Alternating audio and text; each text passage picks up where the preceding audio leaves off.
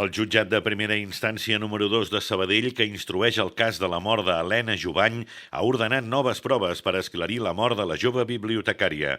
Demana comparar les mostres del jersei de Jubany amb l'ADN dels dos investigats, Santi La Iglesia i Xavi Jiménez, amb metodologies i tècniques més avançades de les que s'han utilitzat fins ara.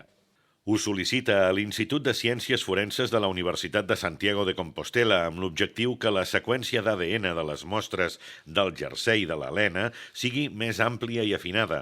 A la mateixa interlocutòria, el jutge també acorda demanar a la policia científica de la Policia Nacional Espanyola que investigui si hi ha rastres biològics als anònims que va rebre Jubany. Ara, a la interlocutòria que ha emès aquest dijous, el jutge apunta que a les últimes proves demanades no s'ha detectat material genètic d'origen femení aliè a la víctima, el qual pogués ser susceptible de ser valorat. Ho constaten dos informes de l'Institut de Toxicologia i Ciències Forenses i de la Policia Científica. Així les coses, aquesta setmana l'acusació particular que exerceix la família de Jubany han presentat al·legacions i han demanat aquestes noves proves.